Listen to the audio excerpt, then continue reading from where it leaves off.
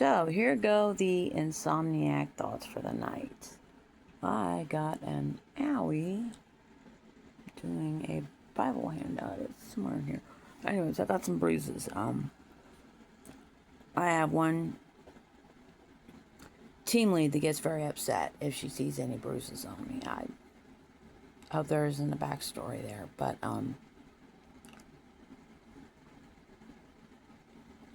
if somebody puts hands on me, again, I'm making a police report. And trust me, I will be telling everybody what happened. Just like I did with the hair thing. But, so I'm doing some arnica, which I found to be very, very useful, just because I can get a little stiff after the handout. I'm not lifting weights right now, and basically what I'm doing is pushing a wheelbarrow around all day, so it's pretty taxing. But, you know, I'm fine. I was able to clean the house all day, so I was good. But I figure the arnica can't hurt. You know, that's the nice thing about the arnica. It either work or it won't. But I was thinking some about my romantic life. As I've said before, God put up a big hedge of protection around me after Ron died. I didn't get exploited in any way, which is a blessing because, you know. And when I had been at the store for a year or so, there was a guy who would flirt with me a lot. To the point that some of my coworkers took him aside and they were yelling at him in Spanish. But he was really only interested in the candy I had in my pocket. Literally, that's all he wanted. He wanted the candy. He didn't want the candy. So, he left. He tried to come back and they wouldn't let him. So that says a lot about his work ethic. There was another guy at work. He was very interested, but he was a lot younger than me.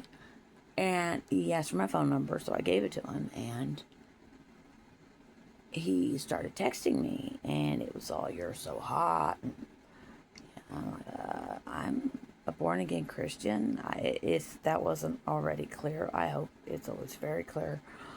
I'm not going to be getting naked with anybody until I'm married. And he wasn't interested in that, so that was the end of that. And then there was somebody else, and he and I talked a lot. He seemed interested. And when I'm talking to people, things drop like I was married for 29 years, that kind of thing. So it's pretty obvious I am Generation X. He gave me his number, and we were texting a little bit. And I said something like, "I'm going to be praying for you today. Do you have a really good day?" And he's like, "I don't want to text anyone." I respected that. And the next time I just happened to see him, he said something like, "Oh, you're my mom's age." Very, very dismissive. And maybe I am, maybe I'm not. But the point is, this is when I had the gray hair. It was pretty obvious, people. So,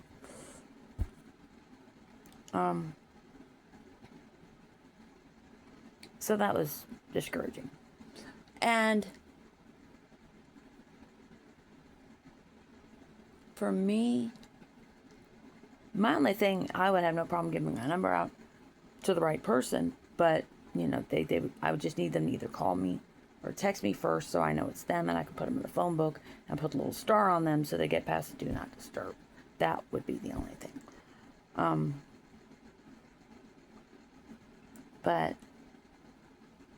and just some idea of the work schedule, so I'm not bothering you when you're working or trying to rest. That to me is respectful. But now if I'm sleeping, this thing, I have it on a lockdown. No, but nobody, God himself cannot get through this phone. So, but I was thinking, but I'm asking a lot, and this is why I think I may end up single. I'm basically telling whoever, I need you to be okay with me going out of this house and putting myself at risk for 12 hours a day and then coming back home to you. And it is my belief that men are hardwired by God to want to protect the woman. So that's going to be an issue. And I have to go where I'm sent. I have to do my mission. I can't stop that for anybody. And, is someone going to be okay with that? I don't know. Ron went back and forth on it. He tried to forbid me that, threatened to divorce me if I kept going. I kept going. And one day he finally said, well, fine, I'll just go with you. And he went, I don't know, maybe 10 times in a 11-year period. And I'd say about half the time he had a good time. I tried to get some food for him after, he liked that. I like that. And it was very nice having a teammate out there with me, because I do get lonely. I get lonely at home. I get lonely on the mission field. I do get lonely. So,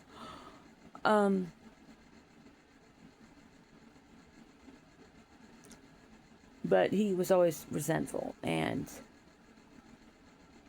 he knew I was the only one who was going to take care of him, and the mission was part of the package. He didn't like it, but he accepted it. And I don't know if anybody will actually like this. That's the problem. So I was thinking I'm lying in bed trying to sleep, and there were a couple of Old Testament guys that came to mind. Jeremiah, the weeping prophet in the Old Testament. Now, Jeremiah was always one of my favorite prophets. Him and Elijah are probably neck and neck. And God commanded him, you don't get married. You're not going to get married. If you get married, your wife and kids are going to die a horrible death of starvation. Don't do it. So he didn't. Then he's single his whole life, just in serving God. And he had a very hard and difficult life. In addition, his country underwent extreme judgment from God, and they were conquered, and it was bad. The Old Testament is not easy to read sometimes. And so there was that. And then there was Ezekiel, and he came along after Jerusalem had been conquered. He was in Babylon, I believe. And one day the word of the Lord comes to him and says, your wife is going to die tomorrow, but I don't want you to act sorry for it. I believe Ezekiel was in Jerusalem at the time. He said, you don't mourn her, don't do any of the typical things you do, just go about your daily business. And people are going to ask you why, and this is what I want you to respond, that so many people are going to die in this city that people are just going to go, oh, it's another day. They're not even going to mourn anymore. And so he did it. But he lost his wife. And I believe in Ezekiel, he called her the light of my life. He loved this woman. And God took her from him. And then you have Hosea. And if I ever had a biblical marriage, it was probably Hosea. Because God said, I want you to marry a prostitute. which is pretty much a check there, except he wasn't getting paid. And she's going to cheat on you, and she did. She's going to leave you. Ron never left me, but he threatened to a lot. And when she leaves you and falls into sin and depravity and gets so dissipated and broken that she ends up being sold as a common slave, I want you to go and buy her back and restore her to her position as your wife after she's already had sex with all these other men. That's a big ask. But he did it. And in the New Testament, Paul discusses marriage twice by widows. 1 Corinthians 7, a woman is bound to her husband only as long as he lives. Once he's gone, she can be single. She can remarry. He needs to be a believer, though, which is, from my experience, really a good idea, because he talked it up, but he wasn't walking it, and that was very hard for me. So I wouldn't do that again.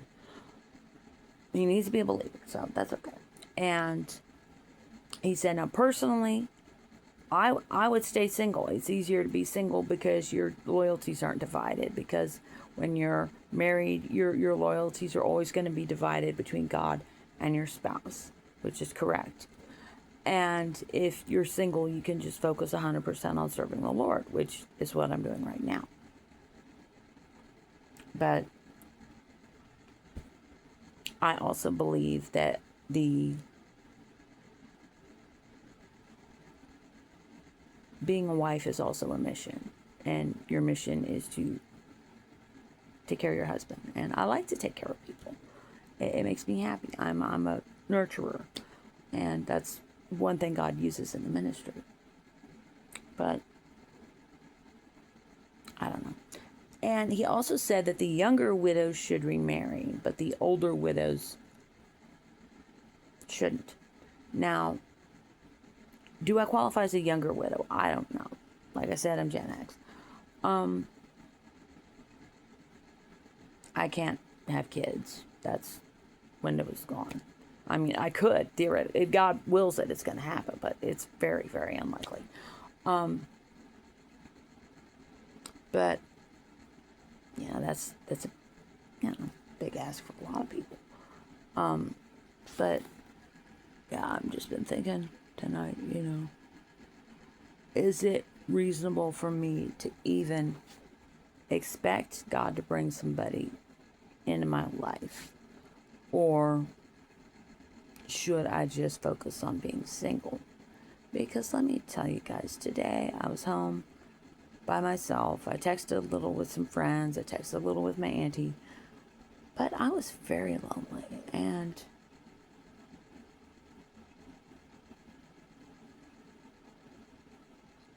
it got me thinking. So I don't know what God's plan is. I'm